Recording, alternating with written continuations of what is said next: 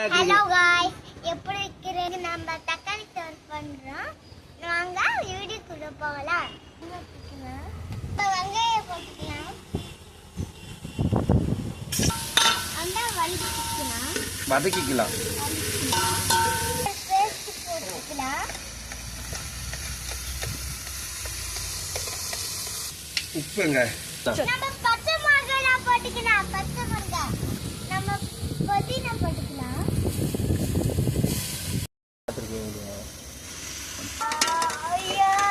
உப்பு தண்ணி கொஞ்சம் நம்ம தக்காளி போட்டுக்கலாம். ஆமாங்க. உப்பு போட்டுக்கலாம். போதும் போட்டுரு ஃபுல்லாக போட்டுரு. போதுமா உப்பு? ஓகே கைஸ், நல்லா வதக்கிக்கலாம். இது கொஞ்சம் உப்பு போட்டு நல்லா கொஞ்சம் வேக வச்சுக்கோங்க, நல்லாயிருக்கும்.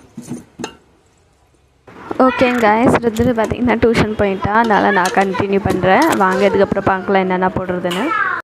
பிரியாணி மசாலா போட்டுக்கலாம். கொஞ்சம் இதுலேயே போட்டாச்சு பாருங்க. இன்னும் கொஞ்சம் நல்லா மிக்ஸ் பண்ணிவிட்டு வேக வச்சுக்கலாம். நம்ம மசாலாஸ்லாம் போட்டு நம்ம கொஞ்சம் இது நேரம் வேக வச்சுக்கலாம். மிளகாத்தூள், உப்பு இதெல்லாம் போட்டு கொஞ்சம் வேக வச்சோம்னா சைட் பை சைட் அப்படியே நாங்கள் இது ரெடி பண்ணிக்கிட்டோம் பாருங்கள். ஓகே வாங்க மறுபடியும் ஓப்பன் பண்ணி பார்க்கலாம். நல்லா வெந்துருச்சு. தண்ணி ஊற்றிட்டு நாங்கள் 2 கிளாஸ் அரிசி போட்டிருக்கோம். உங்களுக்கு எவ்வளோ வேணுமோ அதுக்கு தகுந்த மாதிரி போட்டுக்கலாம். நாங்கள் 2 கிளாஸ் எடுத்திருக்கோம். 2 கிளாஸ்க்கு தகுந்த மாதிரி நீங்கள் அதுக்கு தண்ணி ஊற்றிக்கலாம். 4 கிளாஸ் நல்லா தண்ணி பார்த்திங்கன்னா பாயில் ஆகிடுச்சு. பாயில் ஆனோடனே நாங்கள் அரிசி போட்டுக்கிட்டோம். அரிசி போட்டுக்கிட்டு நல்லா வேவட்டும். நம்ம அப்புறமா பார்க்கலாம்.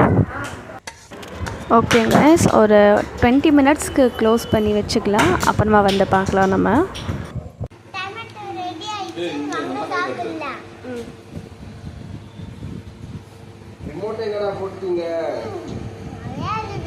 ஓகே கைஸ், பிடிச்சிருந்தா லைக், ஷேர், சப்ஸ்கிரைப் பண்ணுங்கள். மோர் வீடியோக்கு கமெண்ட் பண்ணுங்கள். பாய்.